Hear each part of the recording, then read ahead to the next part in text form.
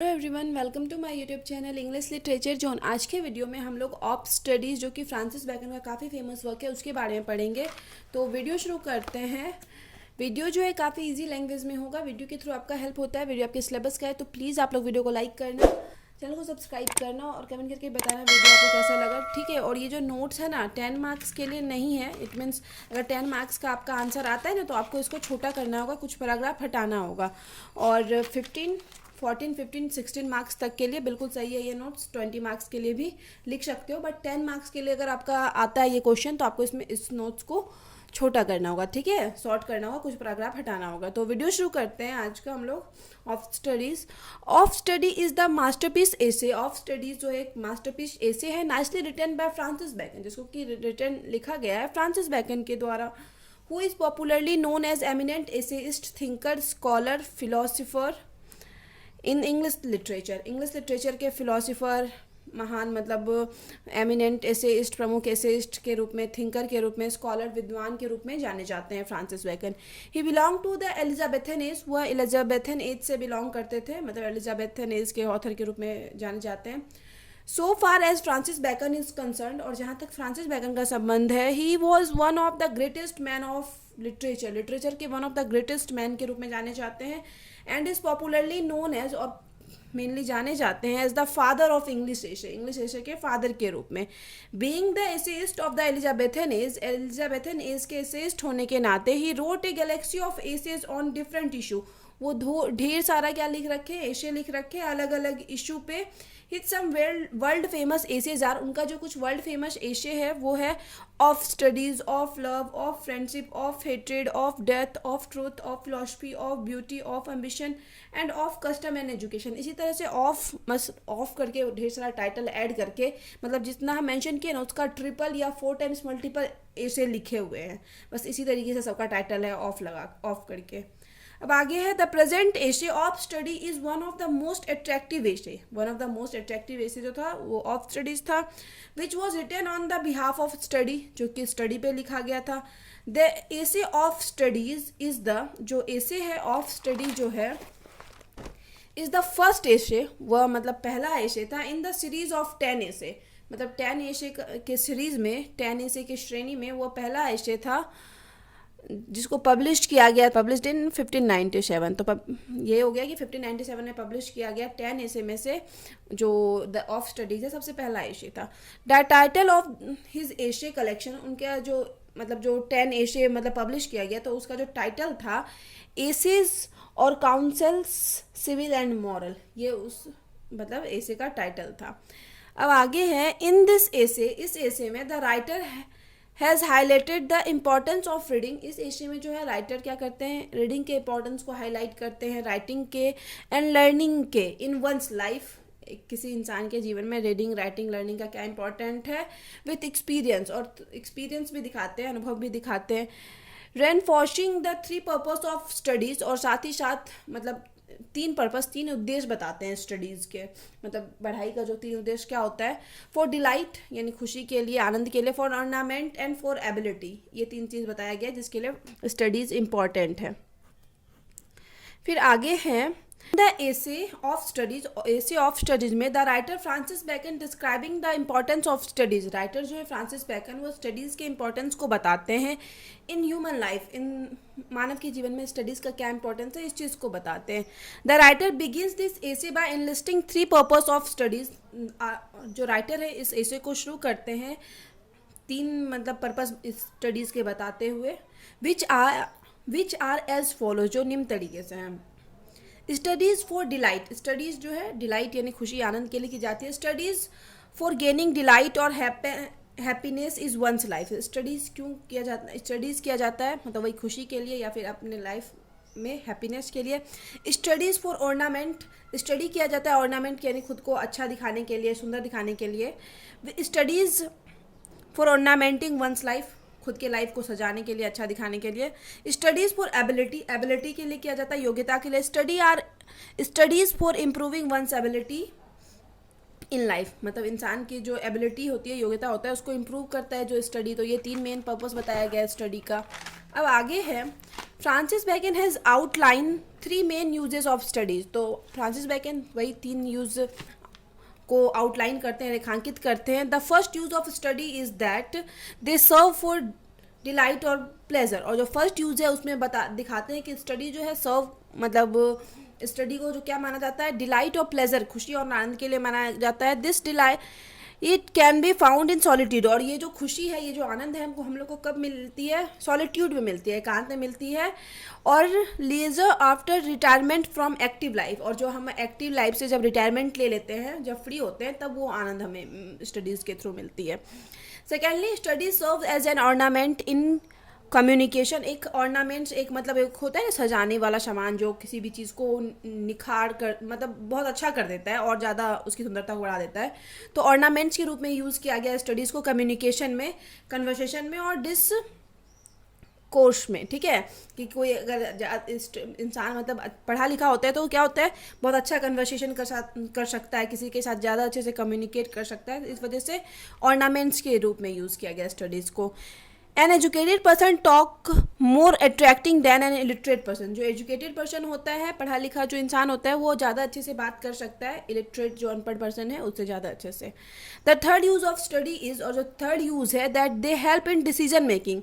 जो तीसरा यूज़ है वो डिसीजन मेकिंग में हेल्प करता है स्टडी। और judgement and disposition of business. Judgement में, डिसीजन मेकिंग में, और डिस्पोजिशन ऑफ बिजनेस यानी किसी भी बिजनेस व्यवसाय के लिए जो मतलब उससे संबंधित कोई भी बात डिसीजन लेने में, उस चीज़ में स्टडीज़ हेल्प करता है, कोई भी निर्णय लेने में। हाउएवर, हालांकि the studies have their on limitation. Studies की अपनी एक लिमिटेशन भी है, सीमाएं भी है। If too much time is spent on studies, अगर स्टडीज़ में बहुत ज़्यादा टाइम दिया जाता है, it is nothing but laziness. इससे कुछ नहीं होगा बट लेजीनेस आ जाएगा। ठीक है, if there are use excessively in conversation, और कन्वर्सेशन में अगर स्टडीज़ का हम बहुत ज़्यादा यूज़ कर लेते हैं,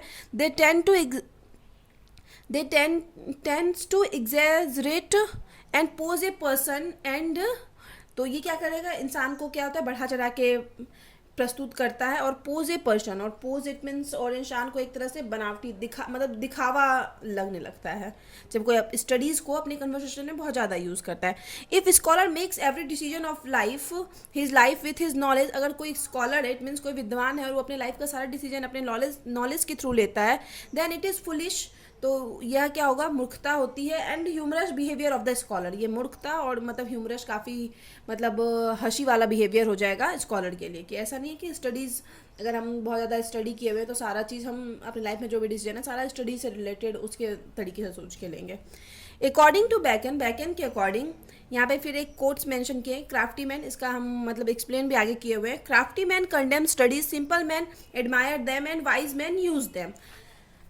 इसको आगे एक्सप्लेन किए हुए हैं। Man who are hard working, इंसान जो हार्ड वर्किंग होते हैं, और प्रिमिटिव मैन हैं, और जो पुराने ज़माने के, हेट और कंडेम स्टडीज़। वो लोग मतलब स्टडीज़ को वैसा इंपॉर्टेंस नहीं देते हैं, उसकी निंदा करते हैं। हाउएवर, हालांकि मैन विथ सिंपल इंटेलेक्ट, और वही जो इंसान है जो थोड़े बुद्धिमान है, ज़्यादा नहीं बट थोड़े बुद्धिमान है, एडमायर देम, लेकिन उसकी प्रशंसा करते हैं। More over, intelligent man use them practically, और जो इंटेलिजेंट मैन होते हैं वो स्टडीज़ को प्रैक्टिकली यूज़ करते हैं। Studies do not teach their own uses. Studies ये नहीं सिखाती कि उसका यूज़ कैसे करना है। It is the wisdom of person, ये इंसान का विजडम, इट मीन्स बुद्धि होती है, बुद्धिमानी होती है। दैट टीचेज हिम, जो कि उसको सिखाती है, टू यूज़ देम, कि कैसे स्टडीज़ का यूज़ किया जाए। द ऑथर सेज, ऑथर कहते हैं, some books are to be tasted, others to be swallowed and some few to be chewed and digested. ये फिर से एक कोट्स मेंशन किया है जिसको डिस्क्राइब नीचे हम किए हुए हैं। तो इस तरीके का कोट्स अगर ऑफ स्टडी से आता है ना, तो आप एक्सप्लेनेशन में आराम से लिख सकते हो। There are some books which have to be read only in parts. कुछ बुक्स होती है जिनको कि हम लोग को कुछ पार्ट्स ही पढ़ना चाहिए, because they are useful to a person, क्योंकि वे एक पर्सन के लिए यूजफुल होती है। ओनली इन सर्टन प्लेस, मतलब कुछ निश्चित प्लेस से ही इंसान के लिए वो इंपॉर्टेंट होती है। It is not proper to read them word by word, और ये सही भी नहीं होगा कि वैसे बुक को वर्ड बाय वर्ड पढ़ा जाए। ऑन द कॉन्ट्ररी, इसके विपरीत, some books should not be read out of curiosity. कुछ बुक होती है जिनको कि पूरे क्यूरियोसिटी के साथ नहीं पढ़ा जा सकता। And some must be read with full attention, और कुछ बुक्स जो होती है उनको फुल अटेंशन के साथ पढ़ा जाता है, एंड डेलीगेंस के साथ, एज दे रिक्वायर, जितना उन लोग मतलब जरूरी हो, जितना डेलीगेंस, जितना मतलब ध्यानपूर्वक जरूरी हो पढ़ना, ठीक है। कहीं कहीं पे आपको ये पॉइंट दिख रहा होगा, मतलब फुल स्टॉप जैसा, तो यहाँ पे ये फुल स्टॉप हम यूज़ नहीं किए हुए हैं। ये पेन थोड़ा अजीब होने की वजह से जगह जगह पे ना वो डॉट मतलब खुद ब खुद क्रिएट हो जा रहा है बहुत जगह पे, तो ऐसा नहीं है कि हम मतलब एक्स्ट्रा फुल स्टॉप यूज़ किए हुए हैं। अब आगे है the full attention of the reader, मतलब फुल अटेंशन देना होता है कुछ बुक्स में रीडर्स को। More ever there are hidden treasure in this category of book, और जो ऐसे बुक होते हैं जिनमें हम लोग को फुल अटेंशन देना चाहिए, उसमें एक खजाना छिपा हुआ होता है, that can only be found, और वह तभी पाया जा सकता है by the diligence of the reader, और रीडर जब परिश्रम करके पूरे लगन से पूरे ध्यानपूर्वक उस बुक को पढ़ेगा तभी वो ट्रेजर पाया जा सकता है। अब आगे bacon says A useful line in favour of reading, अब रीडिंग के फेवर में बैकन एक यूजफुल लाइन यूज करते हैं। अकॉर्डिंग टू हिम, उनके अनुसार, रीडिंग मेक थे full man conference A ready man and writing an exact man. ये काफ़ी फेमस लाइन है, इसका ऑलरेडी हम बताए हुए थे, तो ये लाइन यूज करते हैं, फिर इस लाइन को आगे एक्सप्लेन किया हुआ है। इट इज़ रीडिंग, कि रीडिंग है that adds a man knowledge, की जो इंसान की नॉलेज को बढ़ाता है, and makes his complete in sense of his wisdom, और उसको मतलब विजडम के सेंस में, बुद्धिमानी के सेंस में कंप्लीट करता है। Undoubtedly it is the interaction with others, और इसमें कोई संदेह नहीं है कि जो हम लोग दूसरे से इंटरेक्ट करते हैं, इट मीन्स बातचीत करते हैं, that prepares a person practically, और इस इंटरेक्शन की वजह से इंसान जो है प्रैक्टिकली प्रिपेयर कर पाता है खुद को। फर्दर मोर, अब आगे है, it is the skill of extensive और innovative writing that makes a complete person, और ये मतलब एक एक्सटेंसिव और इनोवेटिव राइटिंग का ही एक मतलब क्या है, स्किल है कि ये इंसान को एक कंप्लीट पर्सन बनाता है। इन एडिशन, इसके अतिरिक्त the author describe some fact about studies को लेके कुछ फैक्ट भी बताते हैं, तथ्य। ही सेज दैट, वह कहते हैं, if a man writes less, कि इंसान अगर बहुत कम लिखता है, he needs to great memory to remember all the learned thing, तो उसका मेमोरी काफ़ी अच्छा हो जाए ताकि वो मतलब सारा जो मतलब याद हो उसको सारा कुछ, ठीक है, कि उसको क्योंकि वो राइटिंग तो करता नहीं है, बहुत कम लिखता है, तो इस वजह से उसका मेमोरी काफ़ी साफ होना चाहिए। If a person interact less, कोई पर्सन इंटरेक्ट इट मीन्स दूसरे से ज़्यादा बात नहीं कर पाता है, वो कम कर पाता है। He needs to a present and sharp intellect, तो उसका बुद्धि काफ़ी तेज होना चाहिए।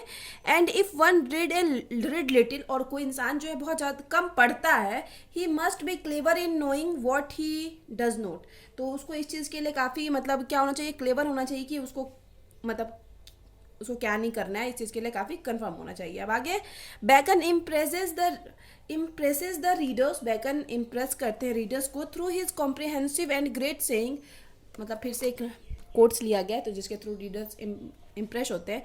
Histories makes man wise, poets witty, the mathematics subtle, तो ये लाइन है जो कि कोटेशन है, जो कि ऑफ स्टडी से लिया गया है, इसको आगे डिस्क्राइब किया गया है। बैकन कहते हैं that it is the history, कि यह हिस्ट्री है ऑफ द एंसेस्टर, हमारे पूर्वजों का ही इतिहास है, that makes the new generation wise and witty, जो कि न्यू जनरेशन को बुद्धिमान और विटी इट मीन्स बहुत तेज बुद्धि वाला बनाता है।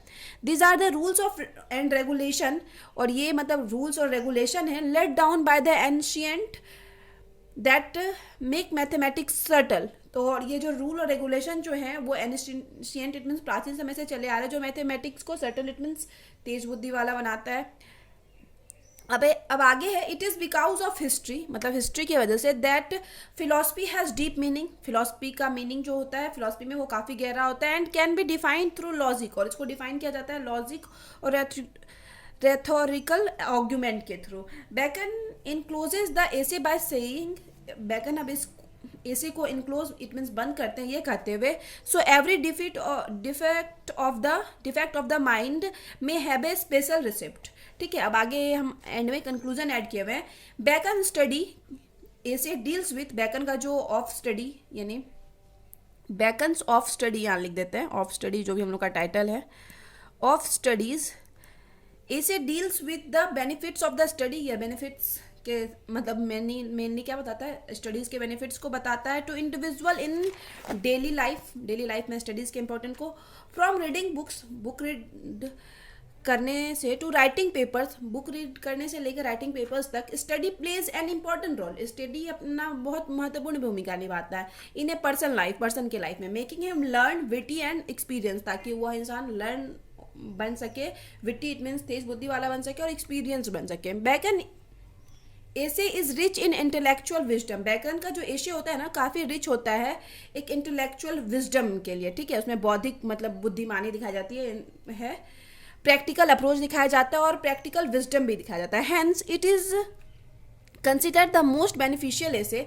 हालांकि मतलब ये कंफर्म इसको क्या किया जाता है, मोस्ट बेनिफिशियल लाभदायक ऐसे माना जाता है फॉर स्टूडेंट्स के लिए और यंग पर्सन के लिए जो ऑफ स्टडीज़ है उसको माना जाता है। तो यहाँ पे ये वीडियो खत्म होता है।